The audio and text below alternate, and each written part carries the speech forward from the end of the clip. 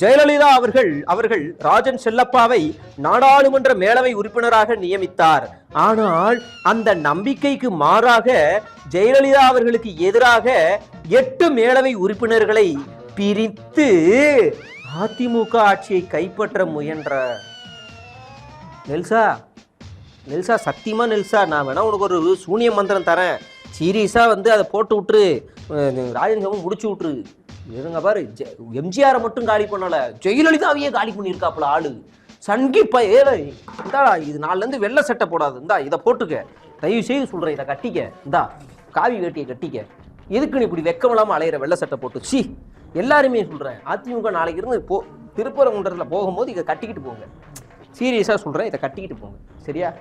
அதனால் உங்களுக்கு அதான் நான் சொல்கிறேன், எனக்குலாம் ரொம்ப கஷ்டமாக இருக்குது. எம்ஜிஆருக்கு துரோகம் பண்ணி ஜெயலலிதா துரோகம் பண்ணவர் யாரை திருப்பரங்குன்றத்தில் தேர்ந்தெடுக்கிறீங்க? நான் மட்டும் அதிமுகவில் ஒரு உறுப்பினராக.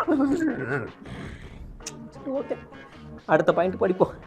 1991 96 காலகட்டத்தில், அப்போ தான் நான் பிறந்தேன். ஓகே, 1996 காலகட்டத்தில் அதிமுக ஆட்சியின் போது மதுரை மீனாட்சி அம்மன் கோவிலின் செருப்பு கான்ட்ராக்ட் தொடர்பான விவகாரத்தில் பாஜக வழக்கறிஞர் ராஜகோபாலன் அவர்களுக்கும் செல்லப்பாவிற்கும் இடையே முன்விரோதம் ஏற்பட்டது. இந்நிலையில் ராஜகோபாலன் அவர்கள் கொலை செய்யப்பட்டார்.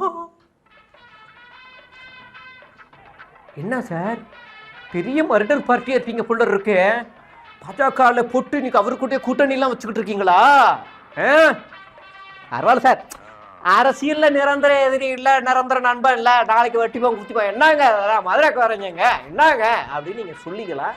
பட் ஆனா எனக்கு இது ரொம்ப பயமா இருக்கு, கொலை செய்யக்கூடிய அளவுக்கு நீங்க பெரிய ஆளா? சரி, அது என்ன வழக்கு என்னன்னு தெரியல, பட் இருந்தாலும் நமக்கு சோர்ஸ் வந்திருக்கு. பட் அடுத்ததா நம்ம பாயிண்ட் பார்க்க போறோம். இதனை தொடர்ந்து அந்த கொலை வழக்கின் தொடர்பாக சிபிஐ விசாரணைக்கு ராஜன் செல்லப்பா அழைக்கப்பட்டு விசாரிக்கப்பட்டார் என்பது குறிப்பிடும். சிபிஐ அப்பவே சிபிஐயா? பலையாளா இருக்கிறாப்புலையா இவரு? சரி, இது மட்டும்தான் நான் என்னப்பா நீ ரொம்ப கம்மியா சொல்ற, இவ்வளவுதானப்பா, இதெல்லாம் ஒரு விஷயமா அப்படின்னு நீங்க பேசலாம். பட் இருந்தாலும் செல்லப்பாவை பற்றி இன்னும் நாங்கள் பல விஷயங்களை நாங்கள் தேர்ந்தெடுத்து என்றும் சொல்ல இருக்கிறோம்.